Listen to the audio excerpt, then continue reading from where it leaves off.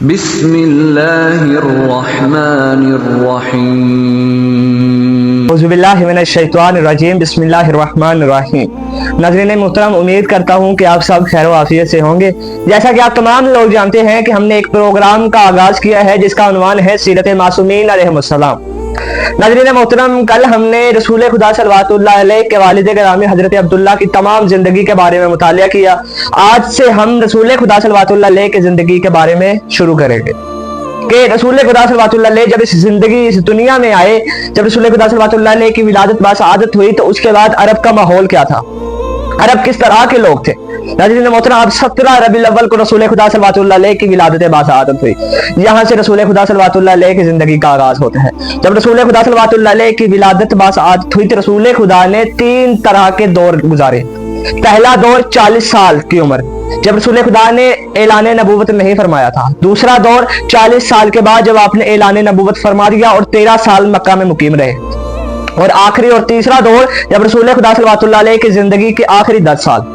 اب ناظرین محترم، جب رسول خدا صلوات اللہ علیہ کی پیدائش ہوئی، ولادت باسعادت ہوئی تو رسول خدا صلوات اللہ علیہ نے 3 طرح کے دور گزارے۔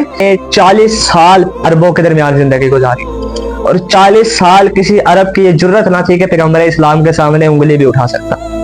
لیکن ناظرین محترم، 40 سال رسول خدا صلوات اللہ علیہ نے عربوں کو دین اسلام کی تبلیغ کی۔ رسول خدا صلوات اللہ علیہ انہیں یہ سبق پڑھاتے رہے، قولوا لا الہ الا اللہ تفلحوا، اے لوگوں پڑھو لا الہ الا اللہ کہو، یہاں کہ تم ایک دن نجات پا جاؤ گے۔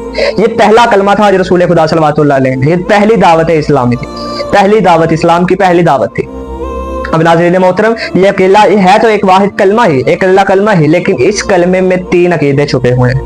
پہلا عقیدہ یہ ہے کہ خدا موجود ہے۔ دوسرا عقیدہ کہ تم یہ کلمہ پڑھتے رہو یہاں تک کہ تم ایک دن فلاح پاؤ گے۔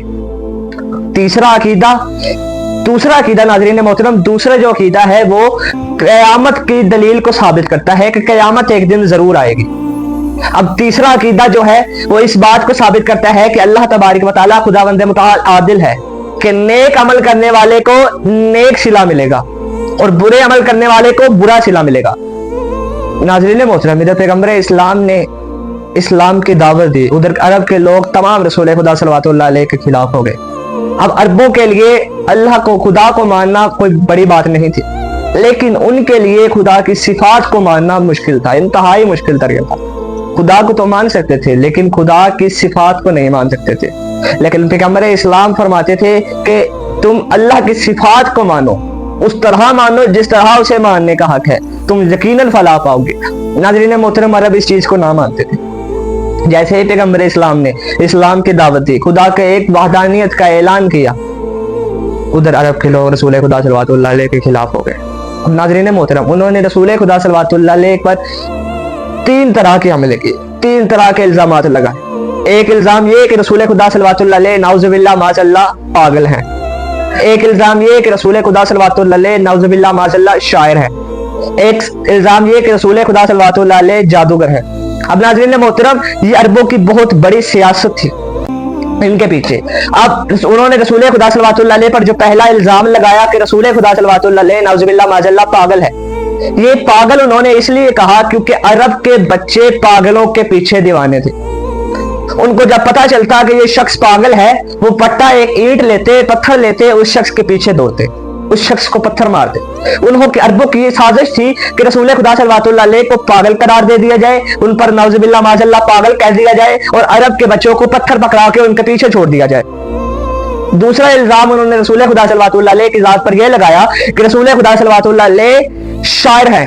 ناظرین محترم، ایک سنجیدہ اور ایک عزت دار اور ایک سمجھدار شاعر ہوتا ہے نا، اس کا بھی الزام نہیں۔ انہوں نے کہا کہ رسول خدا صلوات اللہ علیہ نعوذ باللہ برے شاعر ہے، حقی بکی باتیں جو کرتا ہے۔ اب انہوں نے رسول خدا صلوات اللہ علیہ پر یہ الزام لگایا، اس کا مقصد کیا تھا کہ عرب کے سنجیدہ سمجھدار لوگوں کو رسول خدا صلوات اللہ علیہ کے خلاف کرنا، کہ جب ان کو یہ پتا چلے گا کہ شخص اس قدر حقی بکی باتیں کرتا ہے نعوذ باللہ، تو وہ رسول خدا صلوات اللہ علیہ کے پاس اٹھنا بیٹھنا کم کر دیں گے۔ اور یہی ہوا کہ رسول خدا صلوات اللہ علیہ کے پاس لوگ سمجھدار اٹھنا بیٹھنا بالکل کم کر گئے، آتے ہی نہیں تھے۔ اب ناظرین محترم، تیسرا الزام انہوں نے رسول خدا صلوات اللہ علیہ کی ذات پر یہ لگایا کہ وہ رسول خدا صلوات اللہ علیہ جادوگر ہے۔ इसका मकसद, इसका ये मकसद था अरबों का कि रसूल खुदा सल्लल्लाहु अलैहि वसल्लम को औरतों से दूर करना, क्योंकि औरतों को जादूगर से नफरत थी। जहां पर किसी औरत को मालूम होता कि रसूल ये कोई जादूगर है तो वो वहां से किनारा कशी कर लेती, वहां से चली जाती, वहां से मुकम्मल तौर पर किनारा कशी कर लेती। अब नाज़रीन मोहतरम, एक वाकया आप तमाम लोगों ने अक्सर किताबों में पढ़ा भी होगा, सुना भी होगा कि रसूल खुदा सल्लल्लाहु अलैहि वसल्लम एक दिन मक्का की गली में जा रहे थे। आपकी नजर एक बूढ़ी खातून पर पड़ी। आपने देखा कि वो काफी बरम बोझ उठाए खड़ी हुई है। रसूल खुदा सल्लल्लाहु अलैहि वसल्लम उस औरत के करीब गए। उस औरत के करीब जाकर कहा कि अम्मा जान, ये आप वजन जो है ये मुझे पकड़ा दीजिए, मैं आपको आपके घर तक छोड़ देता हूँ। रसूल खुदा सल्लल्लाहु अलैहि वसल्लम ने उस औरत के बोझ को उठाया, उस औरत के वजन को उठाया, उस औरत के सामान को उठाया और उसके घर तक पहुंच गए, उसके घर तक छोड़ा। जब उसके घर छोड़ा तो वो रसूल खुदा सल्लल्लाहु अलैहि वसल्लम को दुआएं देती रही और कहती रही कि मैं एक गरीब औरत हूँ, मेरे पास तुम्हें देने के लिए और तो कुछ नहीं, लेकिन मैं तुम्हें एक नसीहत करती हूँ कि मक्का में एक जादूगर आया है, तो तुम उससे बचकर रहना, जिसका नाम मोहम्मद है। अब नाज़रीन मोहतरम, ये कहना था कि रसूल खुदा सल्लल्लाहु अलैहि वसल्लम ने नजरें झुका ली और कहा कि मैं चाह कर भी उस शख्स से बच नहीं सकता। उस औरत ने कहा, क्यों बेटा, क्या हुआ, क्या बात है, मुझे बताओ। कहा, क्योंकि वो शख्स मैं ही हूँ, मोहम्मद मेरा ही नाम है। नाज़रीन मोहतरम, ये सुनना था कि रसूल खुदा सल्लल्लाहु अलैहि वसल्लम की जुबान से निकला कि मोहम्मद मेरा ही नाम है। वो औरत हकी बकी रह गई। उसने कहा कि ये मोहम्मद ऐसा है, ये क्या तुम्हारी ये दीन है कि तुम्हारा ये अमल है कि तुम्हारे खुदा का दीन ऐसा है? उन्होंने कहा, बेशक हमारा मजहब इस चीज की इजाजत देता है कि किसी की मुसीबत में उसका साथ दो, किसी को मुश्किल में देखो तो उसकी मदद करो। उस औरत ने अशहदु अल्ला इलाहा इल्लल्लाहु वहदहु ला शरीका लहु व अशहदु अन्ना मुहम्मद रसूलुल्लाह के नारे से बुलंद हुई और इस्लाम कबूल कर लिया।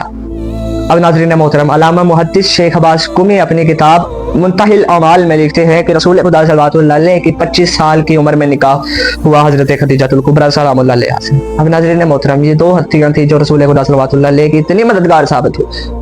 नाज़रीन मोहतरम, एक थी जनाब अबू तालिब और एक थी हजरत खदीजतुल कुबरा सलामुल्लाह अलैहा। और इन दोनों हस्तियों के साथ इस कदर फरामोशी की गई, एहसान फरामोशी की गई कि हजरत अबू तालिब को तो दायरा इस्लाम से ही खारिज कर दिया गया और हजरत खदीजतुल कुबरा सलामुल्लाह अलैहा को इस्लाम से खारिज ना कर सके तो उनकी शान को इस कदर कम कर दिया गया कि जो इंसान सोच भी नहीं सकता।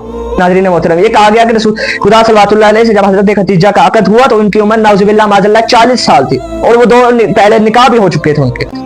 नाज़रीन मोहतरम, मैं अपनी अकीदत के जुमले और अल्हम्दुलिल्लाह अकीदत भी नहीं हकीकत भी है कि जिसके सदफ में अल्लाह ने इस्मत के गोहर को रखना हो उसे कोई गैर मासूम छू भी नहीं सकता। ये कैसे मुमकिन है कि जिसके जो रसूल खुदा सल्लल्लाहु अलैहि के साथ जिनका अक़द होना था, जिनको फातिमा जैसी बेटी जिनको अता होनी थी, जिनके सदफ में अल्लाह ने इस्मत के गोहर को रखना था, कैसे मुमकिन है कि कोई गैर मासूम उन्हें छू भी ले? कोई मुसलमानों अकल के नाखुन लो, होश के नाखुन लो। इस्लाम में इस तरह इस कदर एहसान फरामोशी कि अबू तालिब को तो तुमने दीन इस्लाम से ही खारिज कर दिया और हजरत खदीजतुल कुबरा सलामुल्लाह अलैहा को इस्लाम से खारिज ना कर सके तो उनकी शान को इस कदर कम कर दिया गया। जब रसूल खुदा सल्लल्लाहु अलैहि से हजरत खदीजा का अक़द हुआ तो नाज़रीन मोहतरम, रसूल खुदा सल्लल्लाहु अलैहि की उम्र मुबारक 25 साल थी और हजरत खदीजतुल कुबरा सलामुल्लाह अलैहा की उम्र मुबारक 28 साल थी। अब नाज़रीन मोहतरम, जब रसूल खुदा सल्लल्लाहु अलैहि से बीवी खदीजतुल कुबरा सलामुल्लाह अलैहा का अक़द हुआ तो रसूल खुदा सल्लल्लाहु अलैहि की उम्र मुबारक 25 साल और हजरत खदीजतुल कुबरा सलामुल्लाह अलैहा की उम्र मुबारक 28 साल थी। जब रसूल खुदा सल्लल्लाहु अलैहि की उम्र मुबारक 25 साल हुई तो हजरत खदीजा सलामुल्लाह अलैहा ने रसूल खुदा सल्लल्लाहु अलैहि के यहाँ निकाह का पैगाम भिजवाया कि मैं आपसे निकाह करना चाहती हूँ। रसूल खुदा सल्लल्लाहु अलैहि ने उसे कबूल किया, एक्सेप्ट किया और उन दोनों का निकाह हुआ। हजरत खदीजा रसूल खुदा सल्लल्लाहु अलैहि के घर दुल्हन बनकर आए। अब नाज़रीन मोहतरम, एक दिन रसूल खुदा सल्लल्लाहु अलैहि गारे हिरा में तशरीफ फरमा इबादत में तशरीफ फरमा थे। ये हजरत जिब्राइल और हजरत मीकाइल 70,000 फरिश्तों के साथ रसूल खुदा सल्लल्लाहु अलैहि के लिए वही लेकर आए और आके कहा, रसूल खुदा सल्लल्लाहु अलैहि से फरमाया, इक़रा बिस्मिल्लाहिर रहमानिर रहीम। रसूल खुदा सल्लल्लाहु अलैहि ने फरमाया, इक़रा बिस्मि रब्बिकल लज़ी खलक़। ये सूरह अलग की आयत नंबर 1 है। अब नाज़रीन मोहतरम, रसूल खुदा सल्लल्लाहु अलैहि की पहली वही हजरत जिब्राइल, हजरत मीकाइल और 70,000 फरिश्ते रसूल मुबीन को वही देने के लिए तशरीफ लाए थे।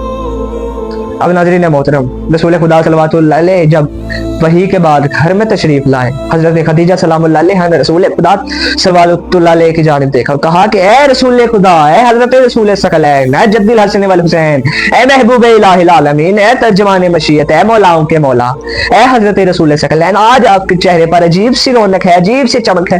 तो रसूल खुदा सल्लल्लाहु अलैहि मुस्कुराए और मुस्कुरा कर फरमाया कि खदीजा, ए खदीजा, आज मुझे ऐलान नबूवत का हुक्म हुआ है। हजरत खदीजा मुस्कुराई और फरमाया कि ए अल्लाह के रसूल, मैं तो पहले ही जानती थी कि आप अल्लाह के नबी हैं और अल्लाह के रसूल हैं।